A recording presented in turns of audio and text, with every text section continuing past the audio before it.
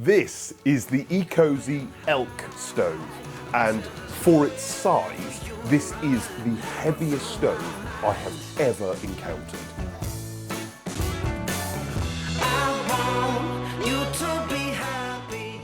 This stove is 484 millimeters wide, 393 deep and 661 tall. It's got an official output of 5 kilowatts, but will run from 3.8 to 7.3 kilowatts.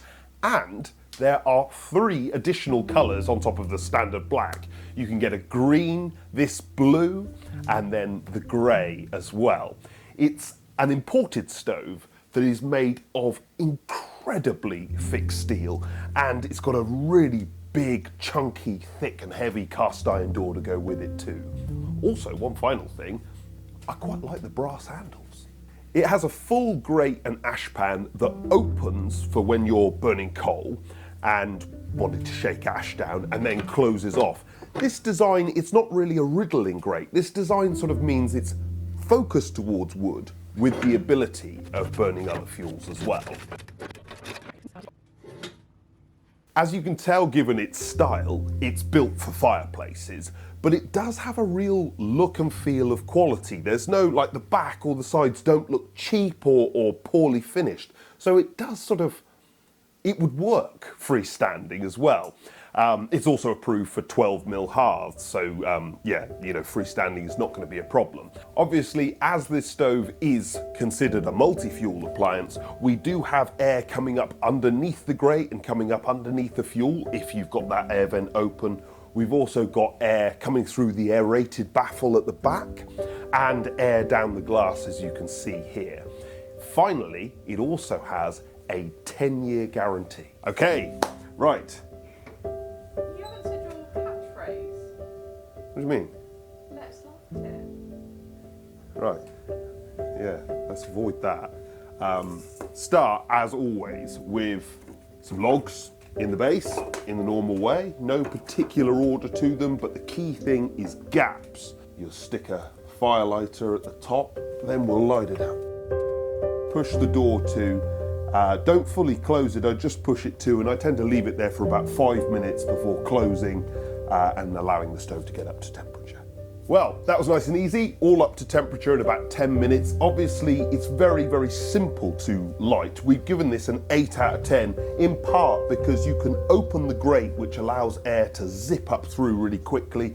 I also think the controls are really effective, really quick at getting it going. You can really zip it back up very, very quickly, which does make lighting nice and easy. Well, for starters, the Elk has a massive clear glass, which is basically uninterrupted other than this very traditional log retainer. And I realise it's subjective, but I quite like it. It runs at 83.9% efficiency. Now that's the nominal efficiency. It can actually peak at over 85%, which is obviously phenomenally high. You then get DEFRA approval, eco design and Clear Skies level 5. Obviously, if you're running with dry fuel with the vents slightly open, you know, normal cruising speed, then basically running spotlessly clean on the glass is always possible. Very, very easy to achieve. We've done a lot of testing with this stove. One of the things we tested is with fuel that wasn't necessarily completely perfect, a bit of damp, and we found it relatively forgiving actually.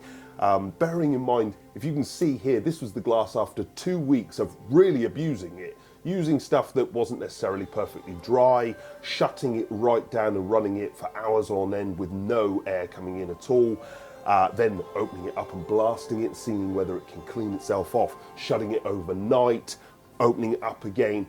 This is after 11 hours being left on its own. I think we can very safely say this is a 10 out of 10 for clean. Let's start with the fact that stoves these dimensions would typically weigh between 75 and 95 kilos. That's a very normal weight for a decent stove.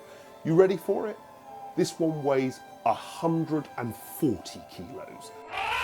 But we then get the feel of the thing, and this is really important because lots of things feel nice when they're in the showroom, but this has been used and abused for a couple of weeks, and I've still got, you know,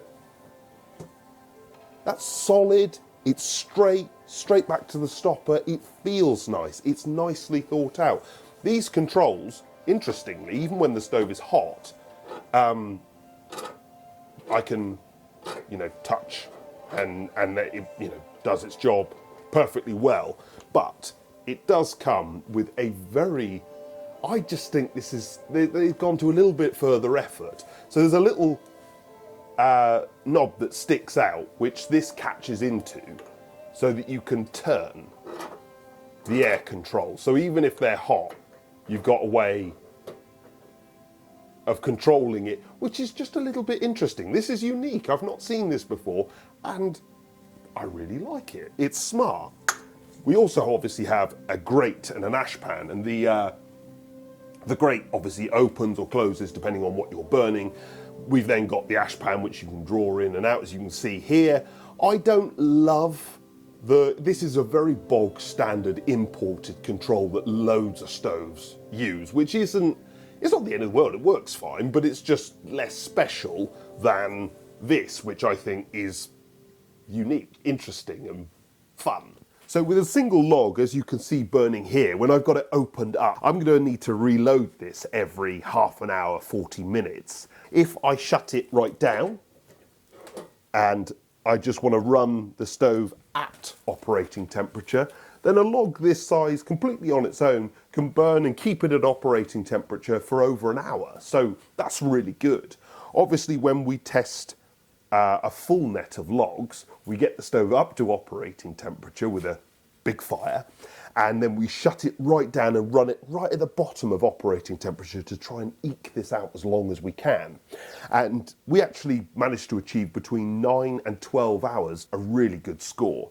And if we just put 4 logs on this and shut it down, we get it to run between 4 and 6 hours, which is pretty good, particularly if you're going out for the afternoon, you want it lit when you get back, it'll do it. But if you use our how to run your stove overnight technique, then as you can see here, this was after 11 hours of burning without the stove being touched once. I think for fuel economy, it's a 9 or a 10. It's flipping good. So, I mean, to start off, what did you think? I mean, I really like the look of it. I like the gold accents and the like the splayed out legs give it like stature. They sort of, yes. I like that. Yes. I liked using the controls. It was quite satisfying, and it's really like responsive, isn't it? I know we're like, this is our first review of the year, but I mean, it could be a contender for stove of the year. Oh, mate, you're fly. I mean, there's a lot of time left yet. there is. There? This is literally. But this is your contender. I really like it. Yeah. I'm going to feel slightly awkward asking any other manufacturers to send me a stove. Well, to start off with, this is tested, designed, distributed by Stove World, and this for them is their sort of all singing and dancing, top of the range. They've really focused on, okay, they've made it multi-fuel, and so they wanted it to be flexible, but they've really focused on look, feel, finish. This is a real jump in what you tend to expect. From a downside point of view, I think that you're best fitting the stove with a little sweeping access to make that easier.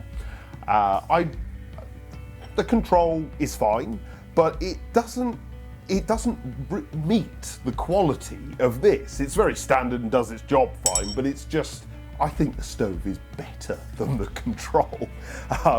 Obviously, the controls themselves are beautifully finished, though they are a little reminiscent of some other very high-end, lovely things that are also flexible on fuel.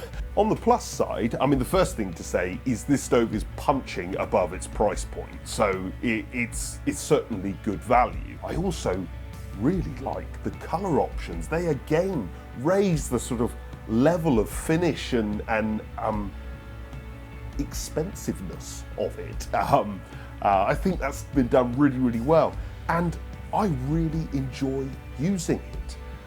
The handle gets hot, And obviously this multi-fuel grate adds flexibility but does lose focus.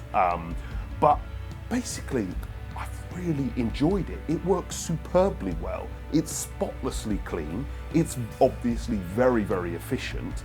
And it does really what any of us can ask for, because if I want to be able to run overnight, it can do that. If I just want to run hot cleanly, it does that very, very well. If I want something that's sort of classical and nicely finished, it's fantastic. I even like this sort of little, very simple Elk branding that they've, you know, sometimes you hit a winner. You've just, you know, in business, if you're going to try things, if you're going to take risks, lots of those are going to go wrong.